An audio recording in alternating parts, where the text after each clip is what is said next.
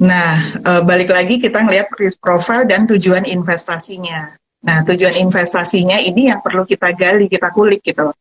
Apakah tujuan investasinya ini hanya dalam jangka waktu dekat atau jangka waktu yang cukup lumayan panjang. Kalau untuk jangka waktu yang lumayan panjang, mungkin kita bisa saranin uh, pertama di reksadana. Dan reksadana itu kan banyak juga macamnya, mulai dari reksadana pasar uang, obligasi, campuran, saham.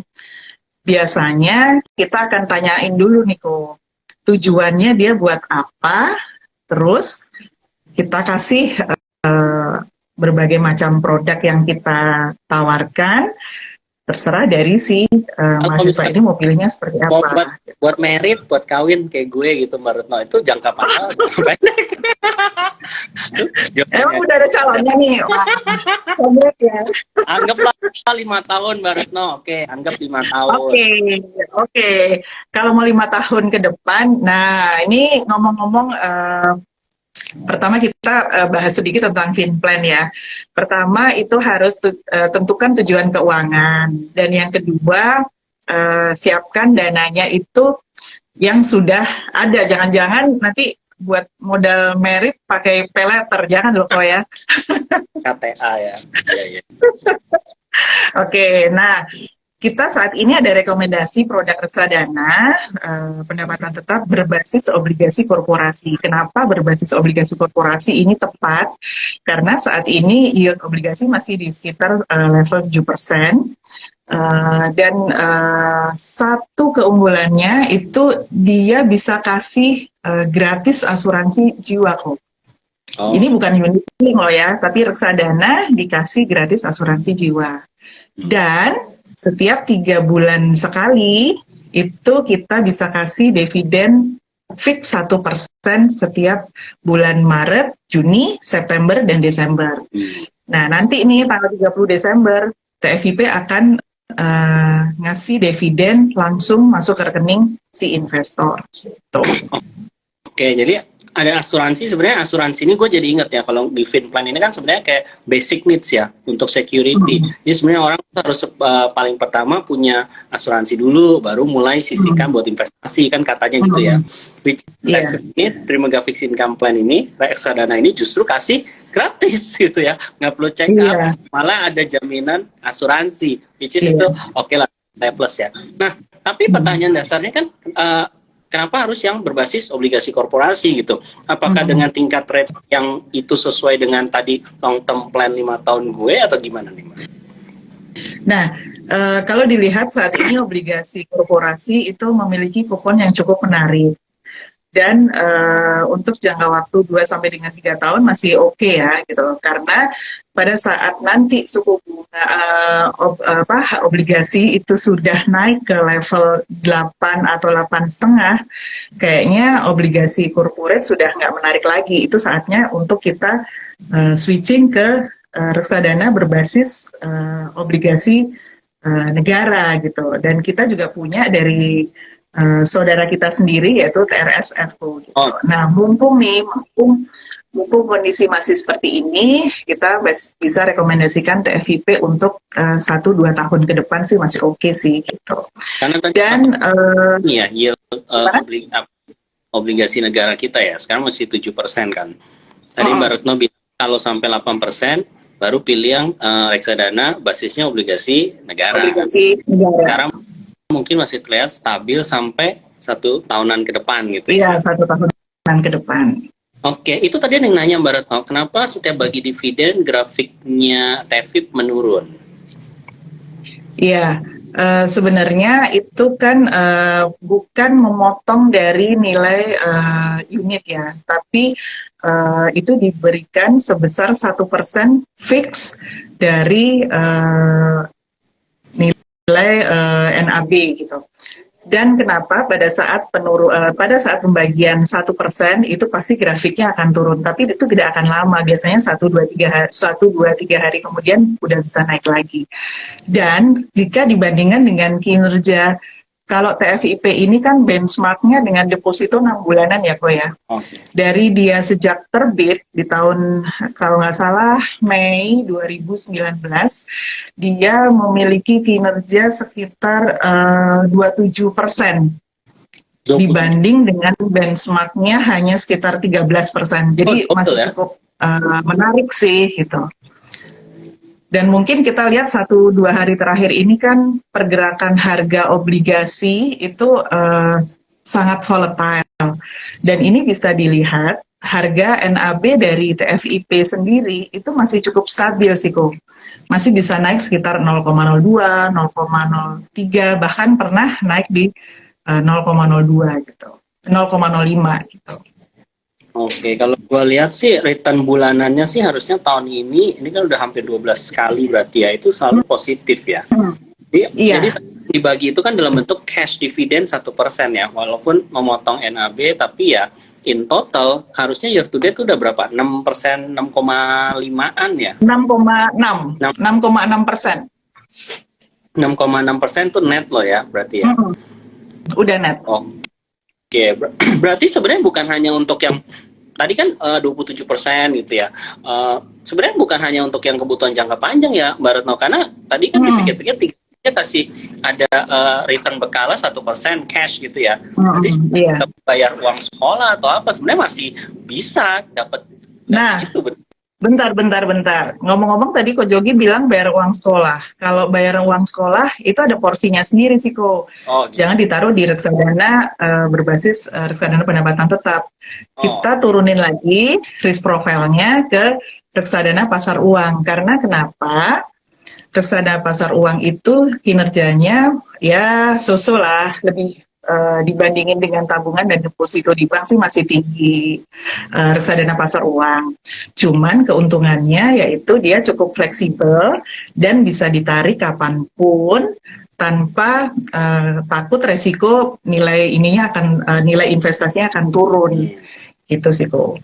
Nah, ngomong-ngomong reksadana pasar uang nih, Ko, kita juga harus siapin dana darurat loh. Buat kita kan lihat nih, Indonesia bisa diprediksi nggak akan resesi gitu. Cuman kita nih mesti ngapain ini buat tahun depan gitu kan ya. Nah, kira-kira kalau Ko Jogi mau ngapain nih tahun depan? Tahun depan. Nah, sebenarnya gini ya, kan kalau ada orang resesi global mungkin resesi, Indonesia kena dampaknya nggak? Indonesia pasti kena juga karena kita dengan pedagang di China, di Amerika itu cukup gede, dua itu kan major. Cuman kalau kita lihat tetap prediksi downside-nya, mungkin kalau growth kita sekarang 5%, 6%, di tahun depan mungkin akan terdampak jadi tinggal 3% secara nasional gitu kan. Nah, apakah itu akhirnya membuat marketnya lesu? Sebenarnya gini, investor kan invest global ya, jadi dia akan melihat secara helikopter view kan. Kalau misalnya semua jelek, Indonesia itu juga jelek, tapi the best among yang the worst gitu kan, harusnya itu tetap akan pilihan. Jadi kayak tadi Mbak Retno nanya gue, kalau misalnya tahun depan resesi, apakah artinya gue nggak investasi, gue stop investasi? Kan nggak juga. Karena part of investasi itu udah ada dan memang harus berjalan. Tinggal mungkin pemilihannya, tadi yang seperti apa. Misalnya mungkin tadinya gue agresif banget masuk di kalau saham ya second liner gitu kan, ya mungkin sekarang gue akan pilih yang lebih basisnya tadi consumer yang kata pemilu kan, consumer itu biasa lebih performnya cukup baik, atau gue masuk lebih basic kayak banking mana nih yang tapi udah agak di support. Nah lebih ke arah itu. Nah kalau reksadana gimana? Lu masih suggest semua di yang paling less risky reksadana pasar uang, which is sebenarnya itu hanya untuk dana darurat, atau sebenarnya kita nggak apa-apa di reksadana pendapatan tetap, atau mungkin ya reksadana saham kalau dia lagi turun banyak. Nah, kalau ngomongin pemilihan reksadana itu balik lagi kembali ke tujuan investasi. Tapi tadi sempat Ko Jogi singgung tentang dana darurat gitu loh. Nah, sebenarnya ini balik lagi yang aku tadi bahas tentang tahun depan memang Indonesia nggak akan resesi, cuman bisa dipastikan akan mengalami perlambatan ekonomi. Nah, apa nih yang kita sebagai investor ataupun saat ini kita mesti ngapain gitu loh. Yang pertama sih kita harus punya uang yang punya cash yang cukup. Cash. Cash dalam hal ini ya bukan berarti punya rumah 2, mobil 3, kemudian kebun luas gitu. itu nggak seperti itu gitu loh. Cash itu adalah benar-benar relatif aman dan bisa ditarik kapanpun tanpa dikenain penalti gitu loh. Nah, kenapa penting kita punya cash gitu ya? Nah, jika ada kebutuhan mendadak gitu. Bukan kayak kemarin tahu-tahu ada taruhan bola gitu. Nah, itu bukan mendadak gitu. Nah, ini ngomong-ngomong lagi tentang ini masalahnya partner malam ini Ko Jogi belum ini ya, belum punya partner sih. Ini kayak kita kalau udah orang yang udah mulai berumah tangga ya Ko. Yeah. Itu kan pasti menempati rumah gitu ya. Pasti kalau rumah udah 5 atau 6 tahun itu pasti ada waktunya buat renovasi, kemudian kena genteng bocor atau segala macam. Nah, itu yang bisa dibilang kebutuhan mendadak gitu. Nah, kenapa kita harus punya cash? Yang dua itu adalah, nah kayak yang sekarang ini kok, market kan lagi volatile kayak gini. Kalau market lagi turun dalam, dan kita pegang cash, nah itu waktunya bisa buat serok saham, itu yang penting gitu. Nah, serok saham. Nah, terus apa yang bisa kita lakukan lagi adalah kedua itu mengurangi porsi hutang konsumsi kok. Hutang konsumsi itu bisa dibilang kartu kredit, kemudian mungkin kita masih punya tanggungan di kredit pemilikan rumah, kredit kepemilikan mobil, apalagi tren suku bunga kan masih naik. Dan bisa dipastikan tergantung dari kebijakan bank masing-masing sih ya. Pasti pada saat kita masih memiliki outstanding, ada kemungkinan pinjaman kita juga akan mengalami kenaikan suku bunga. Jadi alangkah baiknya kita mulai mengurangi porsi hutang apabila teman-teman masih memiliki outstanding. Gitu. Nah, yang ketiga Niko, mengubah kebiasaan belanja yang berlebihan.